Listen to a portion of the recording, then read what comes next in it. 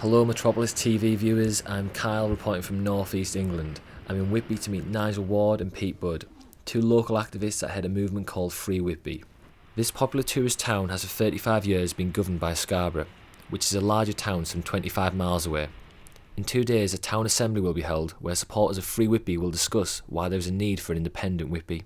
But like all other movements, when you're facing a larger, more powerful political body, finding supporters will always be difficult. And there are times every day of my life when I say, can't be done. But you bounce back when you walk down the street and somebody stops you and says, great, what you doing? Below you will find the earth. If you look to the north you'll see the sea. Above you is only sky. This is Whitby. Welcome to Free Whitby. It shouldn't be that Peter has exhausted his resources entirely in pursuit of this political objective to the point where he's living in a wooden shed. This is an application for an injunction to prevent Scarborough Borough Council, the electoral authority, from removing democratic notices from public places. The Local Government Act requires that when we call a town assembly that there have to be notices posted in public places so that the people know that. We post notices in public places and they steal them. People here love this town, and rightly so. It's a fantastic town. It's a really special town, a wonderful town that's suffering from 35 years of neglect.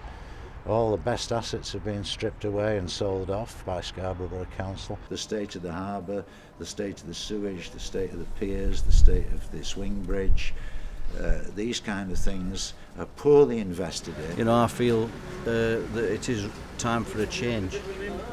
Something must be done. The plan for today is that we're going to meet up with some colleagues in the car park of the Asda supermarket in Scarborough, and then in small groups we'll make our way to the town hall where we will make our lawful protest. Interested in the Free Whitby movement and its two eccentric leaders, the local press turn up to document the lawful protest. Hello, good afternoon. This is a live broadcast from Radio Free Whitby. This is a democratic visit, and we are here for the public and the press. You may approach us. We're not here to intimidate or harass. This is not a terrorist action. This is just a bit of fun. We will fight them on the beaches, and we will never, never surrender. Well, I'm happy to welcome you to the Free Whitby live broadcast here in Scarborough Town Hall. Good afternoon. We wait for over 2 hours and eventually the Chief Executive Jim Dillon agrees to receive Pete's injunction that hopes to prevent future Free Whitby notices from being taken down. He said he wouldn't come out to receive it, but he would receive it in his office.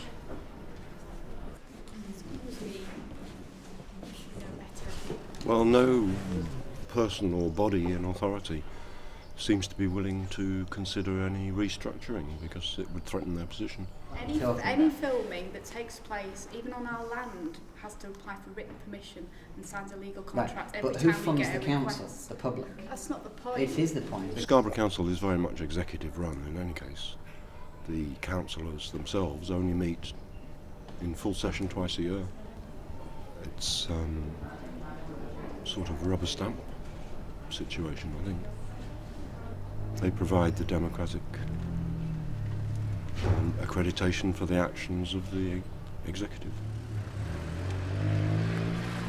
Well, there's no question that a Whitby Council would be able to run things better than a Scarborough Council, but we could mess it up ourselves, and then we'd have no one else to blame. They tried to lock him up, you know. They tried to do this multi-agency meeting where they wanted to section him under the Mental Health Act for 40 days without a trial.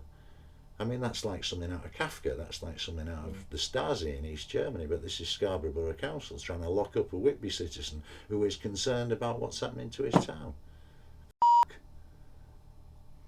No, there isn't a pleasure in saying you, but there is a determination to say we want the answers. Let's go see Peter.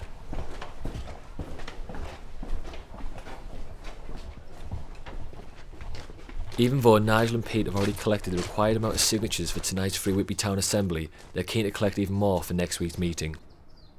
You do live in Whitby, don't you? Yeah. Green Lane. Oh, cool.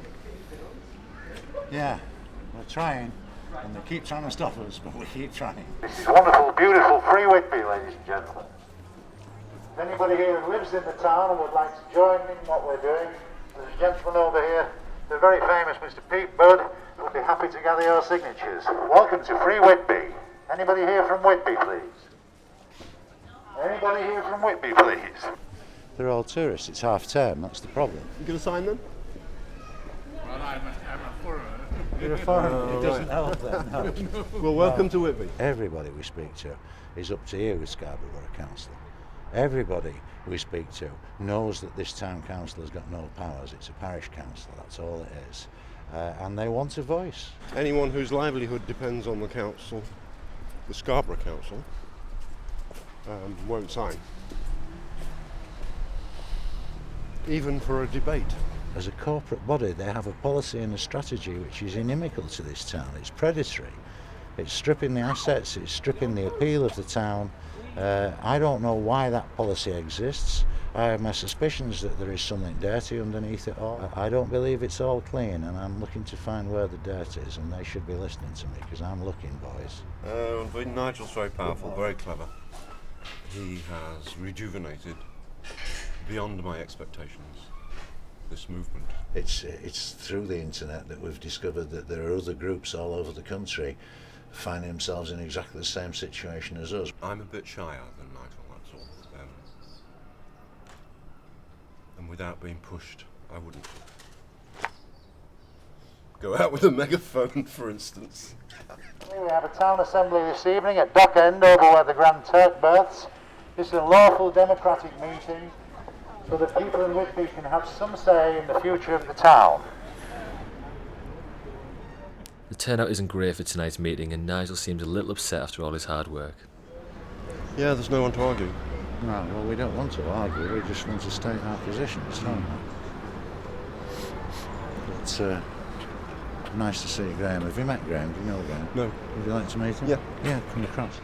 One glimmer of hope is that G.P. Taylor, an international best-selling author of children's fantasy books, has turned up. It may just be one man, but it's likely that a little celebrity magic will do more than 100 voices all saying the same thing. As an author, I go to America quite a lot, and I go on book tours. And people who are familiar with my books all say the same things. Did you live in Whitby? Is it as beautiful as it looks? Is it as romantic as it looks? People will come and listen to me talk about Whitby for an hour because it has such a reputation. And I'm just thankful that there's an organisation like this that is prepared for the first time in many years to do something about it. So thank you, Mr. Chairman. Offers of funding have just come in tonight, and there's a general sense that if they organise themselves better, Nigel and Pete may just have a movement that's worth backing. For these two activists, Scarborough Borough Council will have to do more than just give the old swing bridge a spruce up or renovate the harbour. They're calling for fundamental changes in Scarborough's mental attitude towards Whitby and its future. It's important that we feel in control of our own community. I'm a newcomer, an incomer, but I expect my bones to be in the ground here. It's my town.